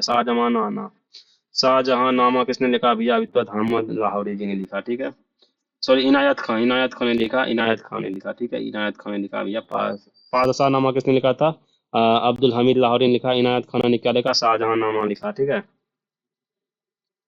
निम्नलिखित युगों में से कौन सुमेलित नहीं है? बाबर ने क्या लिखा? बाबर नामा। कहाँ गया? तुझो के बाबरी, बाबर ने लिखा, बिल्कुल सही है। हुमायूं ने मत भैया गुलबदन बेगम ने लिखा था ना भैया। कौन सा? ये सुमेलित, कई सुमेलित यही हो जाएगा। हुमायूं लिखा था, गुलबदन बेगम ने लिखा। शेरशाह कौन था? सही सुमेलित है ना। उसके बाद तारीख शेरशाही अब्बास खान ने लिखा। तारीख शेरशाही, इसको तारीख से अब्बास खान ने लिखा था। इसको अब्बास खान ने लिखा था, ठीक है। उसके बाद तकबरी अकबर किसने लिखा था? वो अहमद, कहाँ गया? अहमद जी ने लिखा था। क्या नाम था उसका? अकबरी का निजामुद्दीन अहमद ने लिखा था, ठीक है। आगे बढ़ते हैं हम लोग। निम्नलिखित में कौन सा इसमें तबकात नासरी, नासरी किसने लिखा भैया? से मीना उससे कौन सुमेलित नहीं है भैया, सही सुमेलित का तबकात नासरी भैया मीना उसरात ने लिखा था, बिल्कुल सही है। तारिक फिरोज शाही, फिरोज सिम सराज ने लिखा, तारिक फिरोज फिर शाही लिखा था। हुमायूं नामा किसे, गुलबदन बेगम, ये तीनों जब सही हुआ। तुगलका नामा किसने लिखा, तुगलका नामा तो रेहल्ला ने लिखा था ना। तुगलका नामा इवन बतौता का तो रेहल्ला नमक था इसका, ठीक है। तुगलका नामा, अरे तुगलका नामा इसने लिखा था अमीर खुसरो, अमीर खुसरो ने भैया तुगलका नामा लिखा, तुगलक नामा किसने, अमीर खुसरो ने लिखा भैया। अनवर ए सुहेली, अनवर ए सुहेली, अनवर ए सुहेली भैया नामक ग्रंथ निम्नलिखित में किसका अनुवाद है भैया। अनवर ए सुहेली नामक ग्रंथ किसने लिखा था भैया, पंचतंत्र।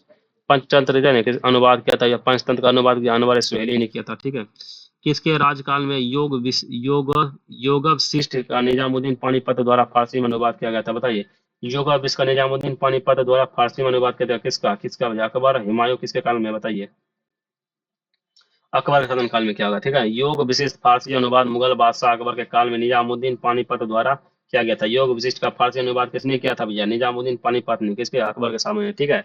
अबुल फजल द्वारा अकबरनामा पूरा किया गया था, बताइए। अबुल फजल ने अकबरनामा कब पूरा किया था भैया, 7 वर्षों में पूरा किया था। अबुल फजल ने भैया अकबरनामा को 7 वर्षों में कंप्लीट किया था, ठीक है। बताइए आईने अकबरी किसके द्वारा लिखे गई, आईने अकबरी कहाँ गया भैया, निजामुद्दीन जी है थे, अबुल फजल ने लिखा। आईने अकबरी किसने लिखा भैया, अबुल फजल ने आईने अकबरी को लिखा था, ठीक है। ये अकबरनामा का तीसरा भाग है गुरु।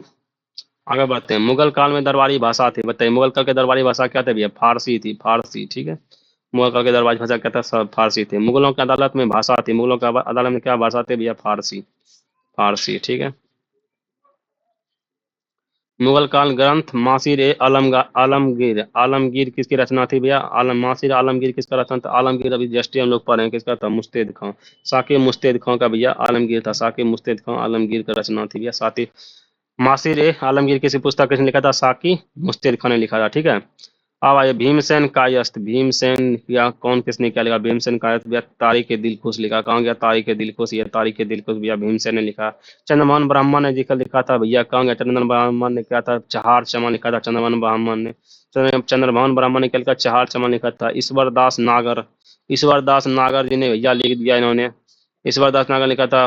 ईश्वर दास नागर ने क्या लिखा था, ईश्वर दास नागर ने लिखा था भैया, कहाँ गया, फुलपात, फुलहात आलमगिरी, फुलहात आलमगिरी किसने लिखा था, ईश्वर दास नागर ने फुलहात आलमगिरी लिखा। उसके बाद में बच गया लास्ट में क्या, सुजान राय भंडारी, सुजान राय ने फुलहात तबरीक लिखा था, ठीक है। चलिए आगे बढ़ते हैं। फुतु ए आलमगिरी, फुतुहात ए आलमगिरी किसकी रचना है भैया, फुतु के आलमगिरी किसकी रचना है, ईश्वर दास नागर का, ईश्वर दास नागर का क्या, फुतुत ए आलमगिरी रचना है, जस्ट पढ़े ऊपर में। नस्तलिका, नस्तलिका है क्या है, नस्तलिका एक प्रकार के फारसी लिपि है जो मध्यकाल भारत में प्रयुक्त होता था, ठीक है।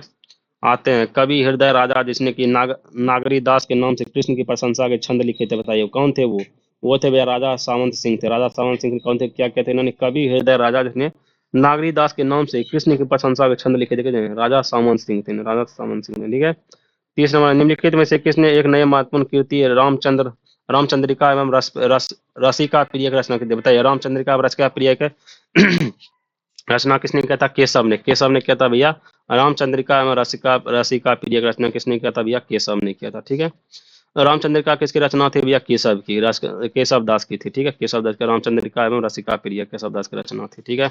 नेक्स्ट आते हैं, अब मुगल का काल का विविधा ज्ञान लास्ट आता है, लास्ट पार्ट है मुगल काल का, अब तुरंत बहुत ही जल्दी खत्म हो जाएगा। बताइए निम्नलिखित युगों में कौन सा सही सम्मिलित नहीं है, सही सम्मिलित नहीं है, बताइए कौन सा। जहांगीर के समय विलियम हॉकिंस आया था, बिल्कुल भैया। सर थॉमस थॉमस रो भैया जहांगीर के समय में आया था, तो ये गलत हो जाएगा भैया। शाहजहां के काल में दरमियान आया था, औरंगजेब के मुनीची आया था, बिल्कुल सही बात है। निम्नलिखित विदेशी यात्रियों में से किसने भारत को हीरो एवं हीरे के खदान की विस्तृत रूप से चर्चा की थी भैया, अच्छा इसने किया था क्या, जॉन बैप्टिस्ट ट्रेवेनियर, जॉन बैप्टिस्ट ट्रेवेनियर ने भैया हीरे में हीरे खान की चर्चा किया था, ठीक ना। जॉन बैप्टिस्ट ट्रेवियन ने 17वीं शताब्दी के सर्वाधिक ख्याति प्राप्त विदेशी यात्रियों में से एक था। उन्हें कर्म से यह जोहरी था, किंतु साथ ही एक अनुभवी और साहसी यात्री भी था। यह मुगल बादशाह शाहजहां के शासनकाल में भारत आया था। पूर्व की ओर उन्हें 6 बार यात्रा की थी। ट्रेवियन ने ही प्रसिद्ध भारतीय हीरे कोहिनूर का संबंध जानकारी दी थी। साथ ही इसने हीरे की खदानें, जवाहरात और मोतियों के बारे में अत्यंत महत्वपूर्ण और विशुद्ध विवरण प्रदान किए थे, ठीक है। क्या नाम था गुरु उसका, जॉन बैप्टिस्ट ट्रेविनियर था, जॉन बैप्टिस्ट ट्रेविनियर था, ठीक है। यह कथन किसका है, अकबर के शासनकाल में इलाहाबाद में 40 संयुक्त मंजिल के निर्माण में 5,000 से 20,000 लोगों ने 40 साल तक काम किया था, बताइए किसका है ये। यह था भैया विलियम फिंच। विलियम फिंच का यह कथन है जिसमें कहा कि अकबर के शासनकाल में इलाहाबाद में 40 स्तंभ युक्त मंजिला के निर्माण में 5,000 से भैया 20,000 लोगों ने 40 साल तक काम किया था। वाह रे, 40 साल तक काम किया था ना। चलिए आगे बढ़ते हैं हम लोग।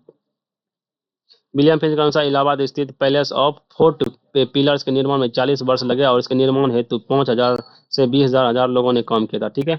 हॉकिंस बताइए अब, हॉकिंस कब आया, थॉमस रो कब आया भैया, इसके बारे में बताइए। हॉकिंस जो आया था भैया 1608 से 1611 ईस्वी में हॉकिंस आया था, क्योंकि इस टाइम जहांगीर का काल था। सॉरी, हॉकिंस तो अकबर के काल में आया था। ठीक है। थॉमस रो भैया कब आया, थॉमस रो जो आया 1615 से 1619 में भैया। थॉमस रो आया। ठीक है, एक मिनट रुकिए तो।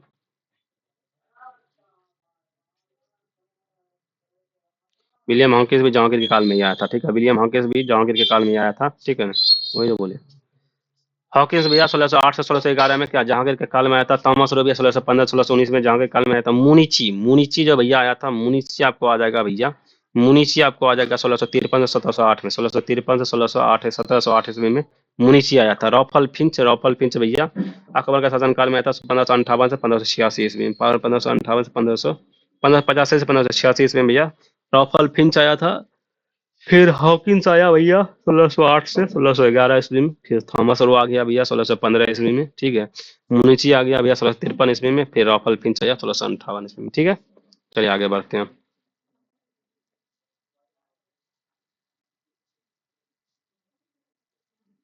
निम्नलिखित मुसलमान शासकों का सही कालानुक्रम नीचे दिए गए हैं, बताइए।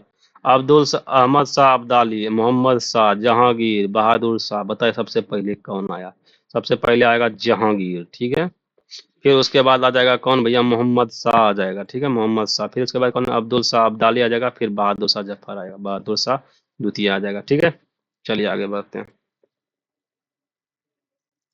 निम्नलिखित में 4 बाहरी आक्रमणकारी का कालानुक्रम व्यवस्थित कीजिए। ठीक है, 4 बाहरी आक्रमणकारियों के कालानुक्रम व्यवस्थित किए। सबसे पहले कौन आया, सबसे पहले तो भैया यहाँ पे आ जाएगा चंगेज खान। चंगेज खान आक्रमण कर देगा।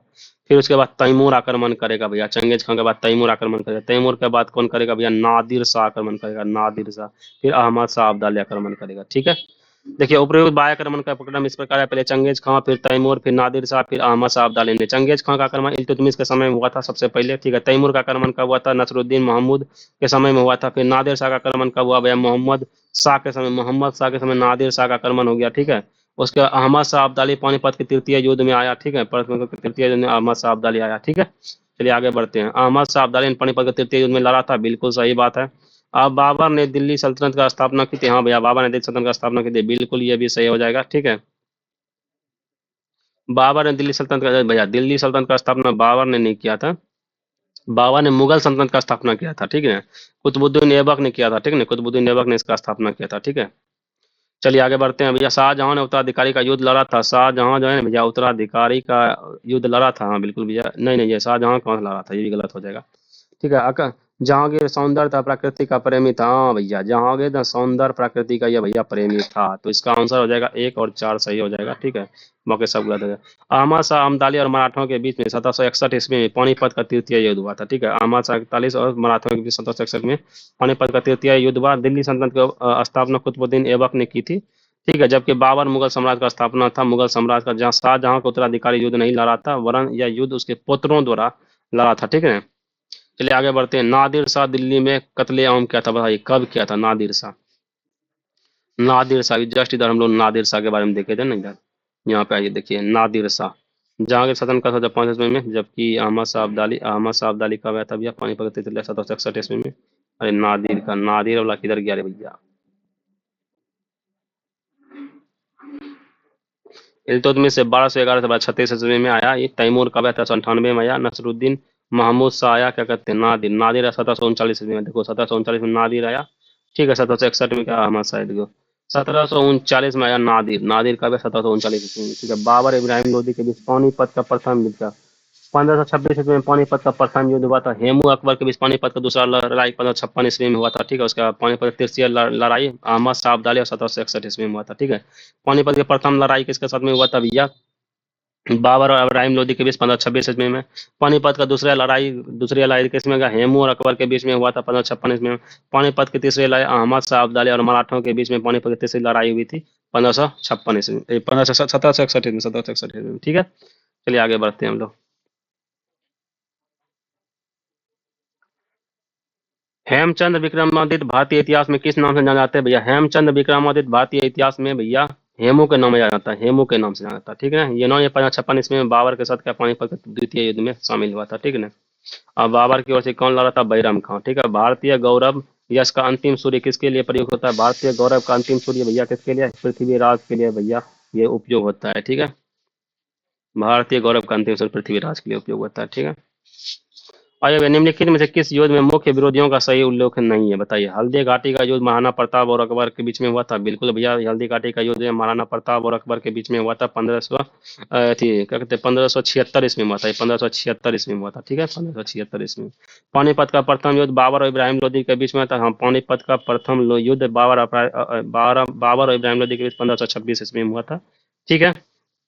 पानीपत का द्वितीय युद्ध नहीं भैया, पानीपत का द्वितीय युद्ध जो हुआ था आपको क्या कहते हैं हेमू और अकबर के बीच में हुआ था। हेमू और अकबर के बीच पानीपत का द्वितीय युद्ध हुआ था 1556 ईस्वी में, 1556 ईस्वी में हुआ था ये, ठीक है। उसके बाद आगे बढ़ाइए। उसके उपयोग में से तीनों का बता दिया, सी नंबर इसमें गलत था, ठीक है।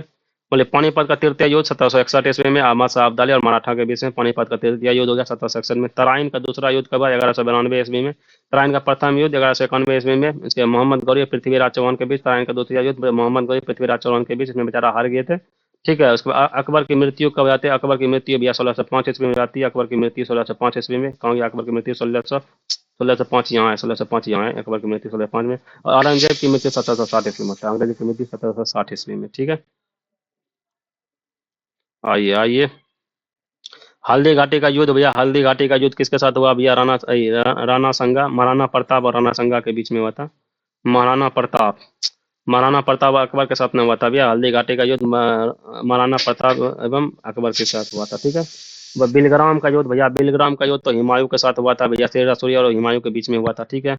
उसके बाद खुसरो, खुसरो का विद्रोह हुआ। खानवा का युद्ध है ये, खानवा का युद्ध किसी हुआ था? बाबर और जयचंद, बाबर और राणा संगा के बीच में खानवा का युद्ध हुआ 1794 ईस्वी में, ठीक है। उफ, आगे बढ़ते हैं हम लोग। हाँ, कहोगे भैया खुसरो, खुसरो का विद्रोह कब हुआ भैया? खुसरो का विद्रोह कब हो गया भैया? खुसरो का विद्रोह जो हुआ था भैया जहांगीर के समय में खुसरो का विद्रोह हुआ था। खुसरो का विद्रोह जहांगीर के समय में हुआ था। चलिए आगे बढ़ते हैं हम लोग। 1556 ईस्वी में क्या हुआ? 1556 ईस्वी में भैया हो गया था हमारा पानीपत का दूसरा लड़ाई हुआ था। पानीपत का दूसरा लड़ाई हुआ था 1556 ईस्वी में, ठीक है। कोड का प्रयोग सही उत्तर कीजिए, ठीक है। 1556 ईस्वी में, 1556 में क्या हो गया? 1556 ईस्वी में हो जाएगा भैया अकबर का राज्यरोहन हो जाएगा। 1556 ईस्वी में वही राज्यरोहन समय बन जाता है, राजा बन जाता है, ठीक है। जो इसका अथी हो जाता है 1556 ईस्वी में, हेमू और इसके बीच में होता है लड़ाई, ठीक है। 1600 ईस्वी में भैया, 1600 में ईस्ट इंडिया कंपनी आ जाता है भैया। 1680 ईस्वी में भैया, 1680 में भैया आ जाएगा आपको क्या? हल्दी घाटी का युद्ध होगा 1680 ईस्वी में।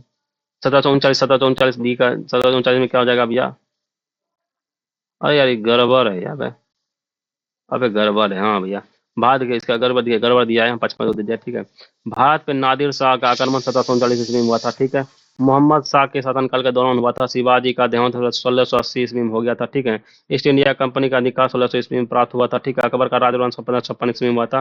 पंजाब के गुरदासपुरी किले में कलनौर नमक स्तंभ पे हुआ था। हल्दी घाटी का युद्ध का 1576 ईस्वी में हुआ था, ठीक है। क्षेत्र में हल्दी घाटी का युद्ध भाई, 1 घंटा हो गया भाई। बोले पानीपत का तृतीय युद्ध कब हुआ? 1761 में अहमद शाह अब्दाली और मराठा के बीच में था। हल्दी घाटी का युद्ध 1576 ईस्वी में हुआ था, कैसे? महाराणा प्रताप अकबर के बीच में। तराइन का द्वितीय युद्ध कब हुआ? तराइन का द्वितीय 1192 ईस्वी में हुआ था। असरगढ़ी का युद्ध कब हुआ था? 1601 ईस्वी में असरगढ़ी का युद्ध हुआ था, ठीक है। आगे बढ़ते हैं हम लोग। निम्नलिखित में कौन से जोड़ी हो भैया मुगल और मराठा के कालीन, मुगल और मराठा कालीन युद्ध हुआ था भैया? बताइए कौन हुआ था भैया? तो हल्दी घाटी का युद्ध 1576 ईस्वी में हुआ था, राणा प्रताप और अकबर के बीच में हुआ था, ठीक है। मुगल काल के निम्नलिखित युद्धों का क्रम क्रम से व्यवस्थित किया। सबसे पहले घाघरा का युद्ध कब हुआ? 1539 ईस्वी में भैया, घाघरा का युद्ध हुआ था। चौसा का युद्ध, अरे यार चौसा का युद्ध हुआ था 1536 ईस्वी में हुआ था रे। खानवा, खानवा का युद्ध हो जाएगा। आइए यहाँ इसका देख लेते हैं, 1 मिनट आइए, 1 मिनट। सबसे पहले खानवा का युद्ध होगा 1527 में भैया, खानवा का युद्ध हुआ। बाबर और राणा संगा के बीच खानवा का युद्ध होता है, ठीक है ना। उसके बाद घग्गर का युद्ध 1529 होता है ना, कि 39 हम बोल देते हैं। 1529 में घाघरा का युद्ध हुआ था। 1539 में तो भैया चौसा का युद्ध हुआ था ना। 1539 में चौसा का युद्ध हुआ था, शेरशाह सूरी और हुमायूं के बीच में हुआ था। और 1529 में क्या? घाघरा का युद्ध बाबर और महमूद लोदी के बीच में हुआ था। बाबर और महमूद लोदी के बीच 1529 में घग्गर का युद्ध हुआ था। चौसा का युद्ध 1539 ईस्वी में हुआ था, ठीक है। उसके बाद सामूगढ़ का युद्ध भैया 1658 ईस्वी में क्या औरंगजेब और मुराद के बीच में हुआ था, ठीक है। याद रखना, खानवा का युद्ध 1527 ईस्वी में बाबर और राणा संगा के बीच में हुआ। घाघरा का युद्ध 1529 में बाबर और महमूद के साथ हुआ था। फिर चौसा का युद्ध हुआ था भैया 1539 ईस्वी में। आगे बढ़ते हैं हम लोग। कन्नौज का युद्ध, फिर ठीक कीजिए भैया, कन्नौज का युद्ध 1540 ईस्वी में हुआ था। कन्नौज का युद्ध 1540 ईस्वी में यह हो गया, 1540 ईस्वी में, ठीक है। चंदेरी का युद्ध 1194 ईस्वी में, चंदेरी का युद्ध कितना हुआ था? चंदेरी का युद्ध आपका हो जाएगा 1528 में हुआ था, चंदेरी का युद्ध, ठीक। 1518 मेदिनी राय के साथ हुआ था, बाबर और मेदिनी राय के साथ हुआ था, ठीक है। चंदेरी का युद्ध हुआ था। तालीकोटा का युद्ध भैया, तालीकोटा का युद्ध कब होता है भैया? तालीकोटा का युद्ध जो होता है भैया, ये हो जाएगा 1565 ईस्वी में भैया, 1565 ईस्वी में तालीकोटा का युद्ध हो जाएगा, ठीक है। चौसा का युद्ध भैया 1539 में, चौसा का युद्ध 1539 में चौसा का युद्ध हो जाएगा। अब अपना सजा लीजिए भैया, सब कुछ बता ही दिए, ठीक है। सबसे पहले कौन आ जाएगा भैया? सबसे पहले आ जाएगा चंदेरी का युद्ध होगा 1528 ईस्वी में। फिर उसके बाद आ जाएगा भैया कि कहते हैं 15 पहले सबसे उसके बाद आ जाएगा भैया अपना का चौसा का युद्ध 1529 ईस्वी में, चौसा का युद्ध 1529 ईस्वी में, चौसा का युद्ध, ठीक है। चौसा तो 1539 ईस्वी में होता है भैया, चौसा का युद्ध 1539 में। कन्नौज का युद्ध होगा कि कन्नौज का 1540 ईस्वी में, घग्गर का युद्ध 1529 ईस्वी में, ठीक है, ठीक है, ठीक है। 1539 में ये हो गया चौसा का युद्ध। उसके बाद चंदेरी का युद्ध 1528, 1539, फिर 1540 से आ गया क्या? कन्नौज का युद्ध, तालीकोटा 1561 ईस्वी में, 1565 ईस्वी में, सॉरी।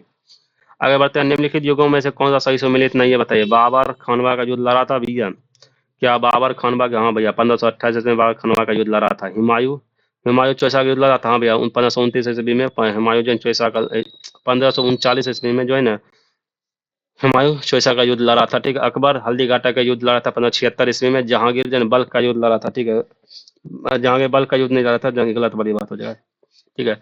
बल्ख का युद्ध शाहजहां के काल में हुआ था, ठीक है, ना कि जहांगीर के काल में हुआ था, ठीक है। चलिए आगे बढ़ जाते हैं हम लोग। अता अली खां किसका नाम था, बताइए। अता अता अली खां किसका नाम था भैया? अता अली खान जो है ना, रामतनु पांडे का नाम था, रामतनु पांडे का नाम था। तानसेन तानसेन का प्रारंभिक नाम था अता अली खान था, ठीक है। इस्लाम धर्म पर धर्म परावर्तन पता इसका नाम क्या? अता अली खान था। सिंपल सा बात, अता अली खान जो है ना, तानसेन का ही नाम था। तानसेन ग्वालियर राजा ने इसका उपाधि दिया था, ठीक है ना। यह जिन्होंने धर्म परिवर्तन करके अपना अता अली नाम खान रख दिया। इकता इकता इकता कब भैया शुरू हुआ? जागीर कब हुआ शुरू? अब देखते हैं हम। इक्ता जो है दिल्ली के सुल्तान से शुरू हो गया था, ठीक है। जागीर जागीर कब से शुरू हो गया भैया? मुगल काल से जागीर शुरू हो गया था। अमरन अमरन भैया क्या कहते हैं, विजयनगर से स्टार्ट हो गया। मोकासा मराठा ने शुरू किया था, मोकासा, ठीक है। आगे बढ़ते हैं। मुगल काल में निम्नलिखित बादशाहों में से किसको अबुल बाबुल मक्का मक्का द्वार कहा जाता है, बताइए। बाबुल मुक्का या मक्का द्वार किसे कहा जाता है भैया? सूरत को बाबुल मुक्का या बाबुल मक्का द्वार कहता है, सूरत को कहा जाता है, ठीक है। आगे बढ़ते हैं हम लोग। मुगलों ने नवरोज त्योहार त्योहार लिया भैया, कौन से लिया? मुगलों ने पारसियों से नवरोज त्योहार लिया इन्होंने, ठीक है ना। उसके बाद मुगल काल में किसने मदरसे में मुस्लिम न्याय न्याय शास्त्र की पढ़ाई से विशिष्ट हासिल की थी, वह स्थिति था, कौन था भैया? लखनऊ में था। कौन भैया? लखनऊ में मदरसे, जिस मुगल काल में जिस मदरसे ने मुस्लिम न्याय शास्त्र की पढ़ाई में विशिष्टता हासिल की थी, वह लखनऊ में था, ठीक है। अहिल्या, बताइए अब यहाँ पे निम्नलिखित कलाओं से व्यवस्थित कैसे होते हैं? अहिल्या बाई, दुर्गावती, ताराबाई, पद्मिनी। सबसे पहले कौन आया? सबसे पहले भैया आ जाएगा पहले कौन? पद्मिनी जी आ जाएंगे, सबसे पहले पद्मिनी जी आ जाएंगे। फिर उसके बाद कौन है? दुर्गावती जी आ जाएंगे दूसरा नंबर पे। उसके बाद कौन? ताराबाई जी आ जाएंगे तीसरा नंबर पे, ठीक है। उसके बाद अहिल्या बाई जी आ जाएंगे चौथा नंबर पे, ठीक है। ये पद्मिनी राणा सिंह रतन सिंह की पत्नी थी, ठीक है। अलाउद्दीन खिलजी के मेवाड़ की राजधानी चित्तौड़ पर आक्रमण के दौरान राणा रतन सिंह की मृत्यु हो जाने के कारण इसकी रानी पद्मिनी ने जोहर कर लिया था, ठीक है। पद्मिनी ने, जिसे पद्मावती भी कहते हैं, ठीक है। दुर्गावती गोंडवाना के हिंदू राज की योग्य शासिका थी। अकबर के शासनकाल में आसफ खां के नेतृत्व में हुए आक्रमण के फलस्वरूप शत्रु से घिर जाने के कारण इसने वीर रानी से आत्महत्या कर ली थी, ठीक है। ताराबाई मराठा के छत्रपति राजाराम की पत्नी थी। राजाराम की मृत्यु के बाद उन्होंने मराठा राज के बागडोर संभाली थी। अहिल्याबाई मराठों के होलकर वंश की शासिका थी। होलकर वंश इंदौर पर काबिज था, ठीक है। चलिए भैया चलते हैं। निम्नलिखित में से कौन सही सुमेलित है भैया? कौन सही सुमेलित है बताइए।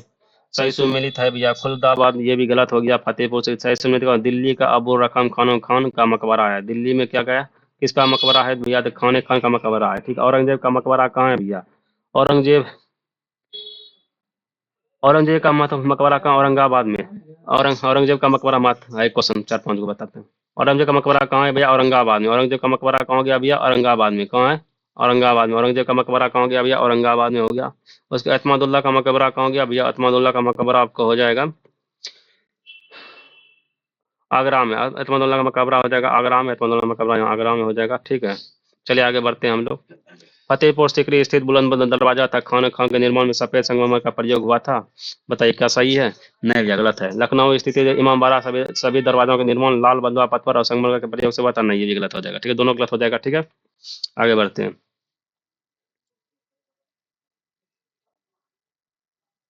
अब कम में बचा है तो खत्म हो जाता है। ठीक है, शेरशाह का मकबरा कहाँ है बेटा? शेरशाह का मकबरा सासाराम में, बिल्कुल सही है। ठीक है, हुमायूं का मकबरा कहाँ है? हुमायूं का मकबरा भैया दिल्ली में, बिल्कुल सही है। जहांगीर का मकबरा कहाँ है? बुरहानपुर में, ये गलत हो जाएगा। जहांगीर का मकबरा यहाँ बुरहानपुर में नहीं है, आगरा में। ठीक है, उसके बाद बुलंद दरवाजा कहाँ है भैया? बुलंद फतेह सिकरी में। बीबी का मकबरा कहाँ? औरंगाबाद में, बिल्कुल सही है। ठीक है, उसके बाद रबिया दौरानी का मकबरा कहाँ? औरंगाबाद में। रबिया दौरानी का मकबरा कहाँ हो गया भैया? औरंगाबाद में थे। क्या बोलते हैं, कलानुकरण में समझाइए भैया। सबसे पहले इसका कौन सा आ जाएगा? अटला मस्जिद आएगा जौनपुर में। ठीक है, ये आ जाएगा एक नंबर पे। फिर उसके बाद आ जाएगा कौन?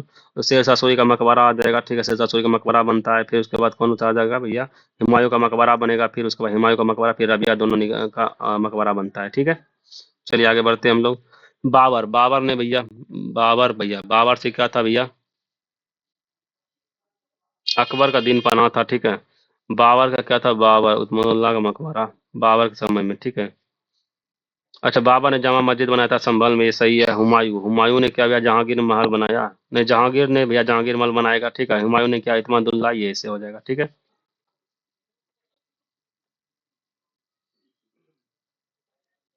हाँ ये बाबर ने क्या किया? जामा मस्जिद बनाया। हुमायूं ने क्या? दिन पनाह बनाया। ठीक है, अकबर ने क्या किया? जहांगीर महल बनाया। ठीक है, अकबर। उसके बाद क्या? जहांगीर ने क्या? इत्मीदुल्लाह का मकबरा बना दिया। ठीक है, जहांगीर ने क्या? इत्मीदुल्लाह का मकबरा बनाया। ठीक है, कुतुब मीनार भैया, कुतुब मीनार किसने बनाया भैया? इल्तुतमिश ने भैया कुतुब मीनार को कंप्लीट कर दिया। गोल गुम्बद को किसने भैया? बुलंद दरवाजा बनाया। किसने? बुलंद दरवाजा बनाया था। और किसने? औरंगजेब ने बनाया था बुलंद दरवाजा ने। कुतुब मीनार एक का दो। ठीक है, इसका गोल गुम्बद, गोल गुम्बद भैया किसने बनाया? मोहम्मद आदिल शाह ने गोल गुम्बद नहीं बनाया था। ठीक है, बुलंद दरवाजा, बुलंद दरवाजा भैया किसने बनाया? बुलंद दरवाजा आपको अकबर ने बनाया था। बुलंद दरवाजा अकबर ने बनाया था।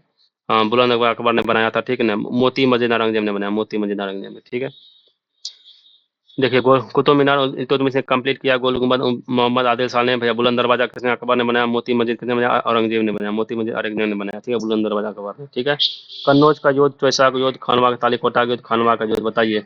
चौसा का युद्ध का 1539 ईस्वी में, कन्नौज का युद्ध 1540 ईस्वी में, खानवा का युद्ध का 1500 अट्ठाईस ईस्वी में। ठीक है, उसके बाद तालीकोटा का युद्ध हो जाता है। तो इसी तरह इसको सजा लीजिएगा। सबसे पहले आ जाएगा खानवा का युद्ध आ जाएगा, फिर उसके बाद आ जाएगा कितना? चौसा का युद्ध, फिर कन्नौज का युद्ध आ जाएगा, फिर उसका तालीकोटा का युद्ध आएगा। ठीक है, तालीकोटा का युद्ध कितना? 1565 ईस्वी में। तालीकोटा का युद्ध 1565 ईस्वी में। ठीक है, तालीकोटा का युद्ध 1565, खानवा के 1527 ईस्वी में। आगे बताए, अलाई अलाई दरवाजा दिल्ली, अलाई दरवाजा कहाँ है भैया? दिल्ली में, अलाउद्दीन खिलजी ने बनाया था। बुलंद दरवाजा फतेहपुर सीकरी में, अकबर ने बनवाया था। बिल्कुल सही ये बात है भैया। मोती मस्जिद आगरा, मोती मस्जिद शाहजहां ने बनाया था आगरा में। मोती मस्जिद दिल्ली में जो बनाएगा औरंगजेब ने बनाया था। ठीक है ना। मुगल काल में मौलिम, मौलिम कौन था भैया? मुगल काल में मौलिम कौन था भैया? मुगल काल में एक मौलिम कहते हैं, मौलिम व्यापारिक था। व्यापारिक, एक कर था, एक जहाज है, प्रशासनिक, प्रशासनिक एक साथ, एक कर ही हो जाएगा इसका। देखो, भारत व्यापार से जहाजों पे मौलिम एक कर्मचारी था। मौलिम जहाज पर गोलाकार यंत्र के साथ बैठता था। इस यंत्र की सहायता से वह तारों तथा सूर्य की स्थिति का पता लगाता था। ले साला, मौलिम क्या था? एक मौलिम जहाज पर एक गोलाकार यंत्र से बैठता था। वह इस यंत्र की सहायता से तारों और सूर्य की स्थिति का पता लगाता था। ये तो एस्ट्रोनॉट निकल गया ये। ठीक है, तो इसने अपने जहाज की सही स्थिति में होने का पता चलता था। ठीक है, चलिए आगे बढ़ते हैं हम लोग। भारतीय इतिहास के मध्यकाल में बंजरे, बंजरे समानता कौन थे? बंजरे कौन होते थे भैया? व्यापारी होते थे। बंजारे, बंजारे कौन होते थे भैया? व्यापारी होते थे, जो एक जगह दूसरे जगह घूम घूम के व्यापार करते थे। ठीक है, आगे बढ़ते हैं हम लोग। मध्ययुगीन भारत में, भारत के संबंध में सारा, सारे सारे शब्द का क्या अर्थ होता है? सारे शब्द का क्या अर्थ होता है? एक स्थान जिसका उद्देश्य भारतीय और विदेशी यात्रियों, तीर्थ यात्रियों, व्यापारी आदि को अस्थायी आवास प्रदान करना ही सारे इसका शाब्दिक अर्थ है। ठीक है, सारे इसका। ठीक है, आगे बढ़ते हैं। निम्नलिखित में कौन सा सही सुमेलित नहीं है? बताइए, सही सुमेलित कौन सा नहीं है? दाम, दाम भैया ताम्र की मुद्रा होती थी। ठीक है, देसाई राजस्व अधिकारी होता था। दीवान क्या प्रांतीय राजस्व का प्रमुख होता नहीं। जरी, जरी के प्रकार करार नहीं, करी कर नहीं था। ठीक है, ठीक है, गलत हो जाएगा। आगे बढ़ते हैं हम लोग। तो दोस्तों यहाँ पे हमारा कंप्लीट होता है ये। ठीक है, इसका जरी भी क्या था ये भी देख लेते हैं भैया।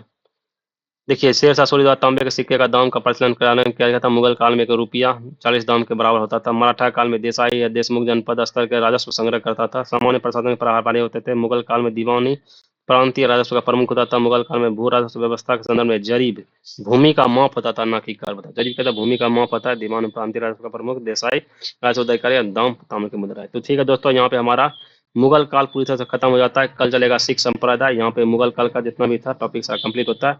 जय हिंद, जय भारत। मिलते हैं नेक्स्ट वीडियो में। आप लोग पूरा वीडियो देखिए और पूरा पढ़ाई लिखाई जो हो तैयारी करते रहिए।